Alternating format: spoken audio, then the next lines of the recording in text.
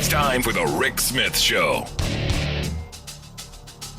Now, here is the voice of the working class, Rick Smith.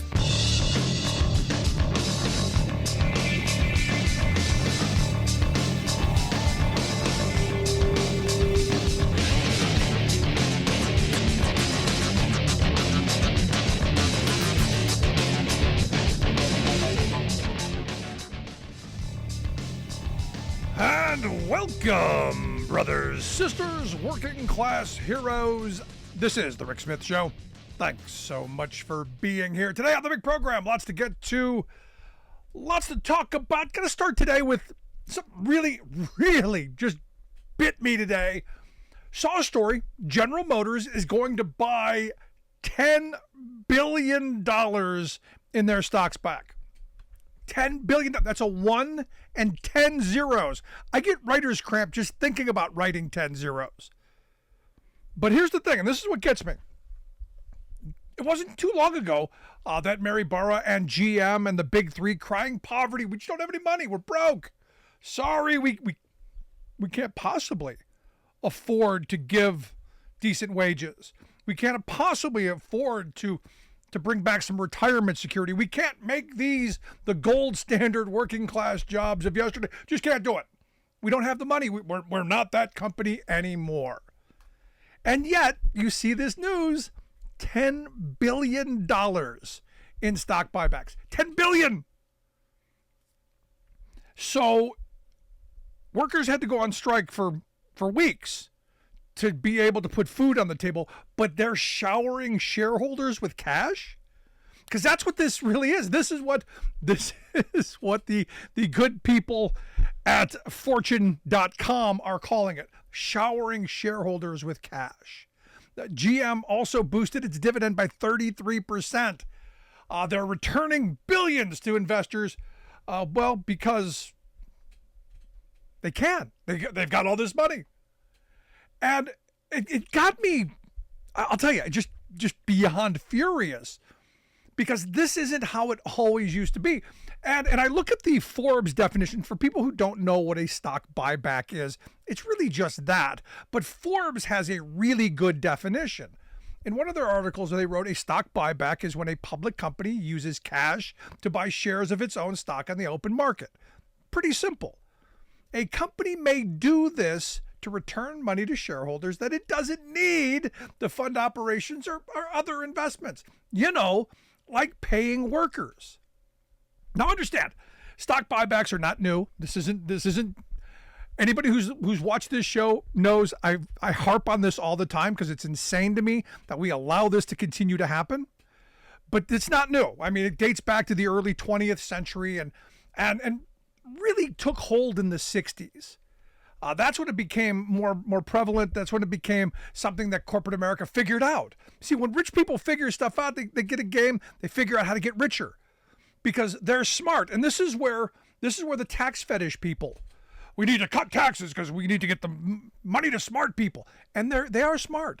They figure out how to make more money for themselves.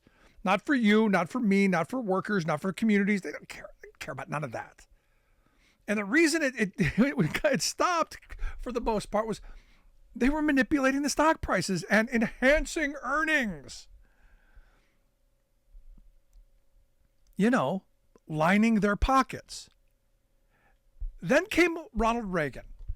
1982, the Securities and Exchange Commission, under the sainted Ronald Reagan, introduced Rule 10b-18.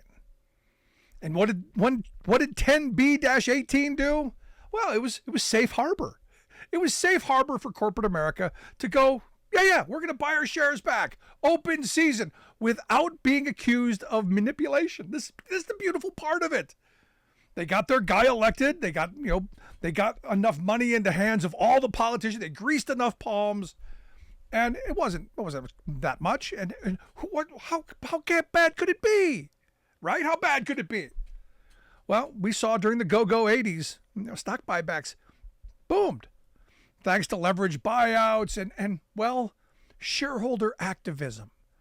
The Koch brothers and their ilk getting more involved in politics, saying, hey, we want our money back. We want our power. We want our control back. This is another one of those levers for corporate America and the very wealthy to manipulate the entire system. And I know, but Rick, it's good for everybody. No, it's not. And look, the 80s, it was in the end. In the 90s and the early 2000s, stock buybacks kept growing and growing because we then entered the era of maximizing shareholder wealth, maximizing shareholder value. That became the buzzword. That was all the rage. And they sold working people on the idea that, you have stock too. You have retirement security. We've given you these 401ks that unfortunately very few people have enough in them to actually retire on. But hey, got you thinking about it.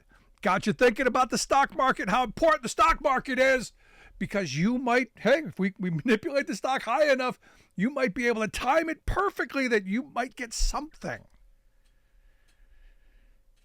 I wouldn't hold my breath, but you might. And then you go into the Trump years, the Tax Cuts and Jobs Act of 2017, even more incentives to buy back stocks because you reduce the corporate tax rate. And we've seen from that moment forward just massive numbers of stock buybacks. And you go, but companies, they have to act in their best interest. They have to keep shareholders happy. No. This is about greed. This isn't about good business principles. It's about greed. It's that simple. And the thing that's frustrating to me is I have people say, but hey, there are good parts to this. Not for working people. The reality is, for working people, these are horrible. You stop and think about just the beginning of it. The fact that you're going to take $10 billion out of General Motors and you're going to hand it off to shareholders by increasing the share values, because that's what happened. The share values boosted because they bought a bunch of these back, and everyone's happy. They get the cash in right before Christmas. What better Christmas present? But for workers, you go, couldn't you have done anything better with that money? Something? Anything? Because I go back to that definition thing, that Forbes definition.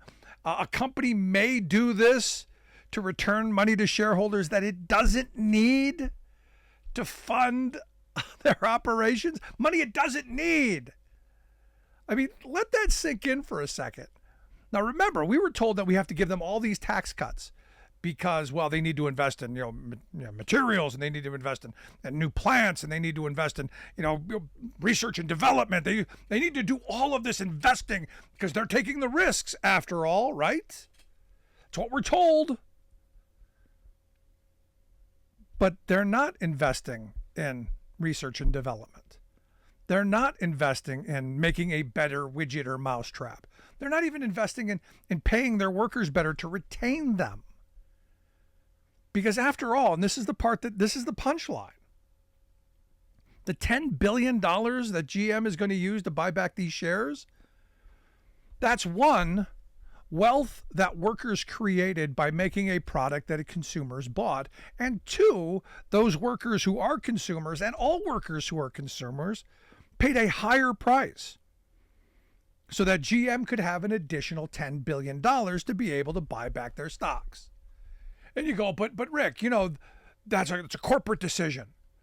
It's important for them to be able to to do what they need to do. No, you see, this is one of those weird things. And I'm stuck on the Forbes definition. Money they don't need to fund their operation or other investments. Most businesses that I know, most business people I know and have known for the years, they plow their profits back into what they're doing. They plow their profits back into capital expenditures of better equipment and better facilities and retaining and training workers, because it's all about continuing the business. They don't go, hey, we got $10 billion. Party time. They don't do that. I mean, I think back to my uncle. My uncle built a small business back in the 60s, up until he passed here about a year ago. Everything was about making that business as strong and as big and as efficient and all of those things as possible. He led a good life, absolutely. But there were no massive stock buybacks. There were no, hey, let's throw big parties. No. It was about making that business as efficient and as workable as possible, giving his workers the best tools. And he used to tell me about this, that it was his mentality that everything gets plowed back into the business, because that one was his legacy, but two is what was important in the industry, in the game. But we don't do that anymore. It's now this short-term thinking. And he used to tell me, look, we can't keep thinking quarter to quarter. And this is what this is. This is quarter to quarter thinking, because you stop and you think about it for a second. The massive amounts of money that are going into the hands of the few. Because remember, this isn't money that that goes to mom and pop. Now, look, they try and sell us on this. They try and sell this all the time. Rick, the stock market is people. You know that, right? The stock market's people. And people invest in the stock market. And, grandma has her pension fund. Grandma's got her nickels and dimes. Her pin money is in the stock market. And you go, no, not really.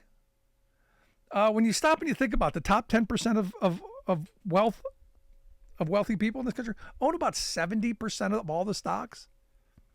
The bottom 60% of us own about 7%.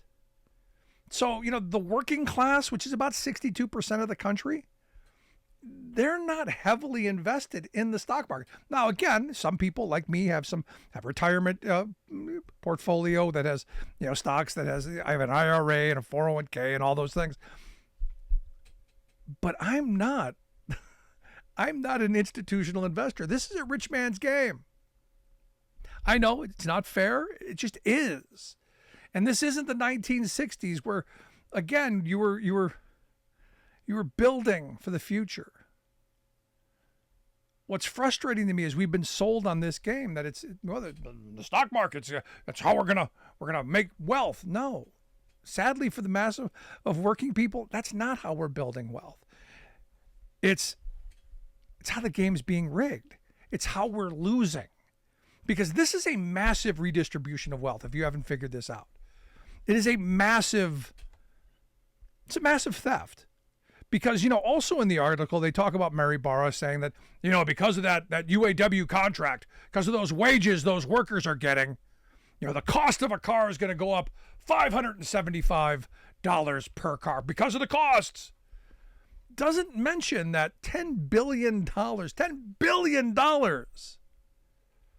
in stock buybacks to enrich the wealthy came off the backs of about 6 million cars a year that those workers make. Explain to me, instead of giving that $10 billion to the shareholders and enriching them, how about lowering the price of the car? Oh, no, we can't do that. Because then, one, we wouldn't have the talking point that those greedy workers wanted more and you're paying for it. Because ultimately, that's part of their thing. They're saying, the contract's going to cost us, $9 billion and, the strike cost us $1 billion. Well, the strike was on you. You could have solved that. You could have come to an agreement early. You could have made sure that there wasn't a strike, but you chose not to. In fact, you forced the hand. You got the strike you wanted. And only when it started to hurt did you go, well, we better solve this.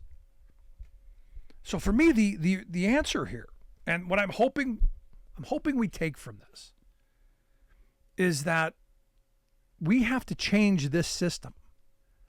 Now, understand, the Inflation Reduction Act, thanks to President Biden, there is a 1% tax on these buybacks.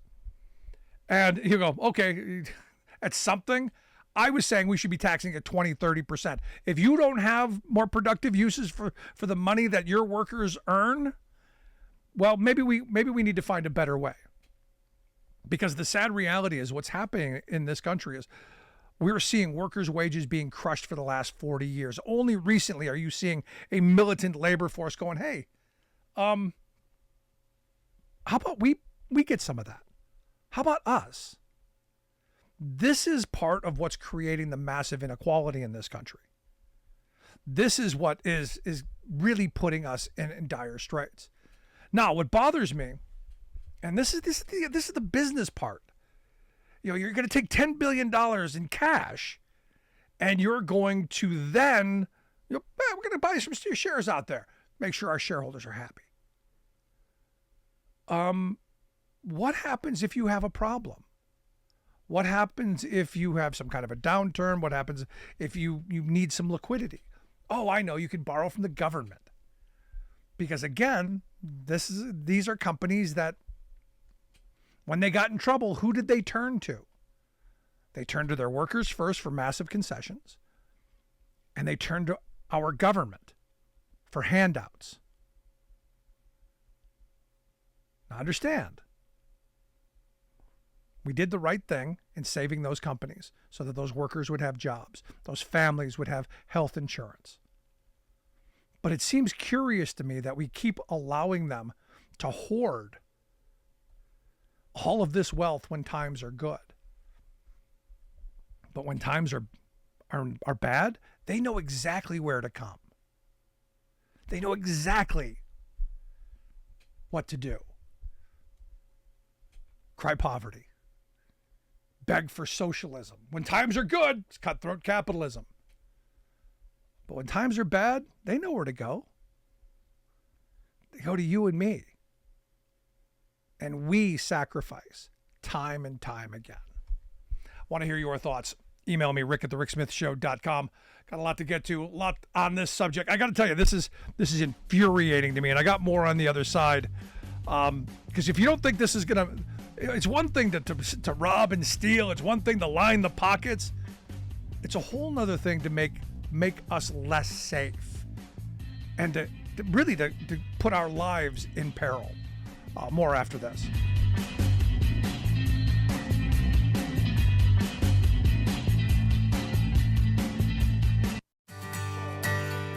From the steel mills of Pennsylvania to the auto factories of Michigan to the modern makers movement, manufacturing makes our nation great.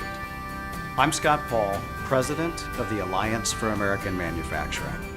We bring business and labor together to advocate for policies that everyone can agree on. Together, we can strengthen manufacturing and create good-paying American jobs. Help us keep it made in America.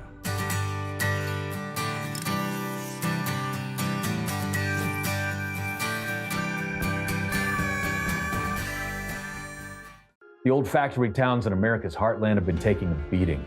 Thing is, though, there's a light at the end of the tunnel. The new CHIPS bill that got passed will bring jobs back home and has already resulted in big announcements of major new factories opening. The American Recovery Package has allowed cities and counties to hire new police officers and firefighters and start rebuilding their communities again. We're finally turning things around after 40 years of screwing over working people. But will we keep moving in the right direction? That's our choice.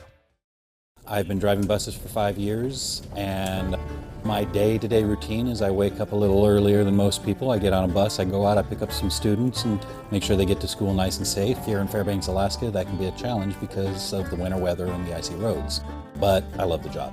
So the Teamsters are great. They provide us a lot of protections. They've always taken care of their people, made sure that our jobs were secure.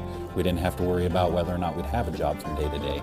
And that's amazing because before we'd be working 4, 6, 8 hours a day and only earning minimum wage was real difficult to make a living. And the Teamsters pushed a lot so we make something we can live off of and not have to have a second job. What absolutely gives me peace of mind, the union membership allows me to focus on this job without having to worry about whether or not my family is going to be taken care of. I'm Andrew Case, and I'm proud to be Teamsters Local 959.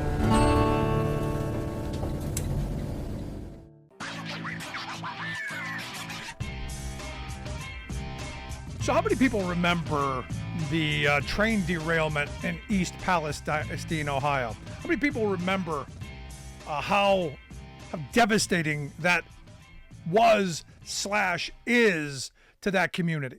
Now, we don't hear much about East Palestine because, well, there are 1,000 other things now that they've distracted us with and diverted our attention to. But they're still struggling to get back to what was normal. They're still struggling to deal with the ramifications of that tragic event. Now, again, I still come back to we should be able to stop this kind of stuff.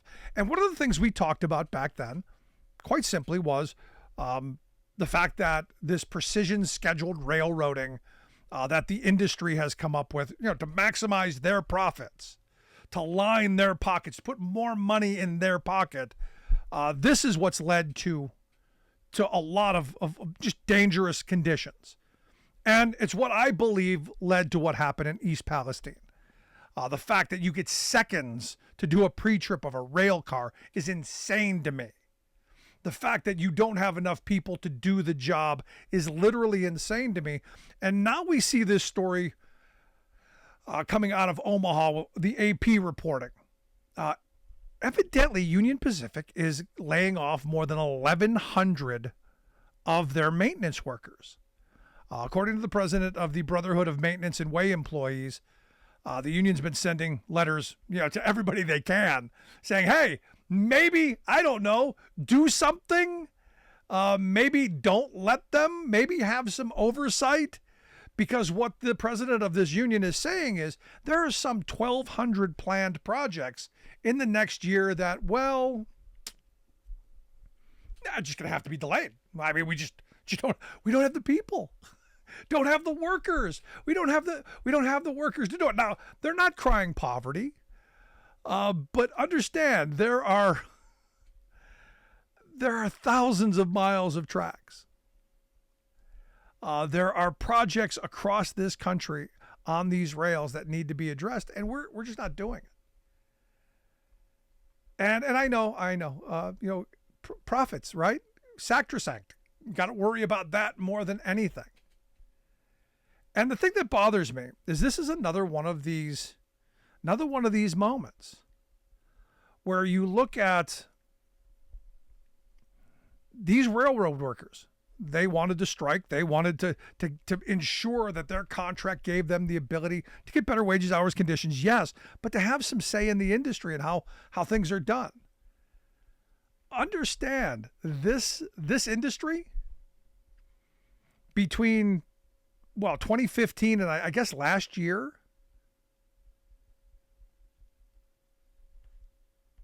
the big rail freight companies spent $165 billion on stock buybacks. Let me say that again. Now, I just went on a long rant about $10 billion from GM. But our big railroaders, our big railroad companies, our today's robber barons, $165 billion in stock buybacks. Now you go, $165 billion over what, an 8-year period? How much of that could have gone to, I don't know, upgrading your facilities, upgrading the tracks, the trains? How much could be done on, maintenance? How much could have been spent on a workforce that ensures something like East Palestine doesn't happen? No, can't have that. Because again, we come back to this profit is sacrosanct. We have to ensure that the wealth class is well heeled, that they're well fed. And what's frustrating to me is we've kind of bought it. We've kind of bought this corporatist mentality. We've kind of bought this, whatever corporate America needs.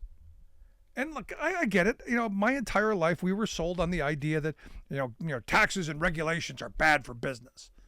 I go back to the job killing regulation talking point that Republicans used for years and years and years. I point to East Palestine. How many of those people are going to be sick for the next 20 years? How many of those people are going to die earlier than they should have otherwise? And we've forgotten about them already. until whoever the next one is going to be. And now you see these potential 1,200 layoffs.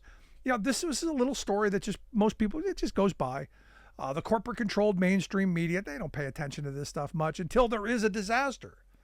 And then maybe they'll dig this up and go, well, they laid off 1,200 people back, or they laid off 1,000 people and we didn't get those 1,200 upgrades done. So, this caused problems.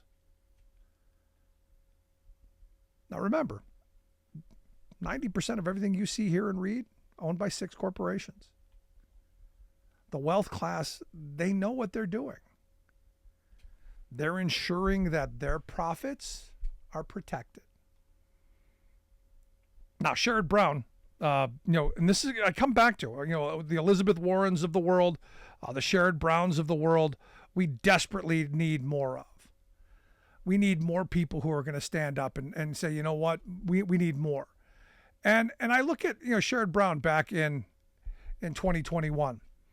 He proposed the Stock Buyback Accountability Act of 2021, which would have imposed a massive 2% excise tax, double what we got in the Inflation Reduction Act. And I remember talking about this back then, going, 2%. I'm sorry, that just doesn't seem right. Doesn't seem like enough. Because understand, these stock buybacks, what this is all about, it's another way to evade taxes. Because evidently, just paying out dividends isn't enough.